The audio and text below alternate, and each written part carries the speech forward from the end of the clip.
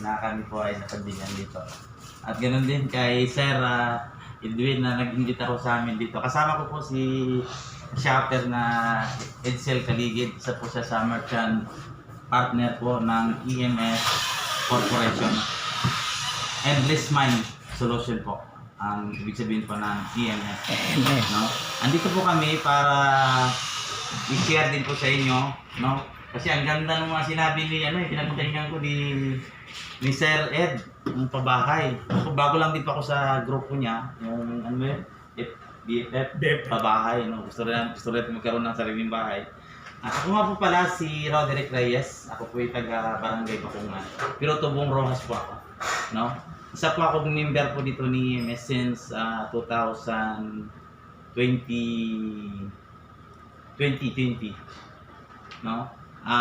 Bakit ko po siya ginagawa? Dahil nakita ko po dito yung kagandahan po ni EMS, no, na talagang magiging sagot na po sa ating kahirapan. Kasi po alipin ho tayo ng gastos natin sa araw-araw. Tama ho ba? Diyan po ang dahilan bakit po tayo naghihirap. Yung kinikita ho natin dito sa pagtatrabaho ay naubos lang po sa mga araw-araw nating gastusin. Tama po? So, ito na po yung nakita namin na solusyon. Kasi yun ang problema, yung gastos natin. Kaya mabigyan natin ng solusyon para po tuskusan nga po, malabanan nga po yung kakulangan ng ating pang-araw-araw na gastusin. So, ito pong si EMS ay isa po siyang Pilipino, gawa po siya ng isang Pilipino, no? Sa katawan po ni Coach Ronnie Castillo, isa po siyang seaman by profession. Ang kanyang office po ay nasa Cubao, San Roque, Cubao, Quezon City. Ayun nga po kay Sir, ay na-meet niya po doon sa Manila nung pumunta po siya nung last kailan, Sir? Sa August. So, yan po.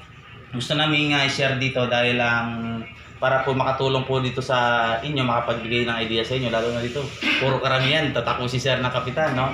Kasi ito po nakita namin na talagang makakatulong sa ating mga kapwa-consumer, no? Na mabigyan natin sila ng idea paano po sila magkaroon ng income mula sa gastos nila sa araw-araw. Katulad ng sinasabi ni Sir kanina na kikita tayo sa pamamagitan ng gastos natin. Ako po ay isang merchant din meron akong tindahan sa Bakungan, no, na lahat po ng members doon na suki ko, no, ay bumibili sa amin.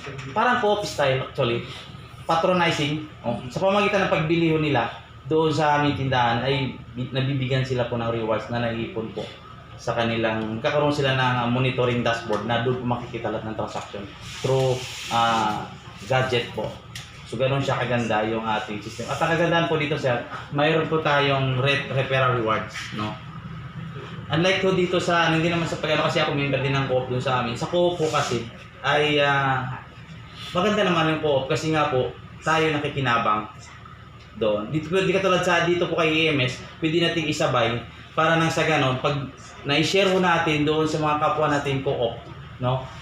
Pwede ho tayo magkaroon ng kabahagi ho doon sa kanilang mga transactions, sa kanilang gastos po sa araw-araw. Kasi mga consumer din sila. Ganun po siya tumatakbo. So, meron kami tinatawag po na dito. Ang membership namin is free. Then meron din kami activation na para magkaroon kayo ng tinatawag namin Suki Card. Yung Suki Card po na yun po yung gagamitin natin kapag bibili tayo sa isang merchant store. Kasi makikita nyo naman po doon sa tindahan na magkakaroon ng mga banner po doon na palatandaan po yun. Ang tindahan na yun ay merchant po siya ni EMS. Na pwede mo kayong bumili. Ang kagandaan mo dito, hindi siya katulad. Familiar kayo sa Suki Card? Sa Suki Card po kasi is limited lang mo yun. Halimbawa, kung familiar kayo sa INSI Card lang siya. Kung bibili kayo sa SM, bibili kayo ng card. Dito sa amin dito kay EMS hindi ho. Basta't may nakita kayong tindahan na mayroong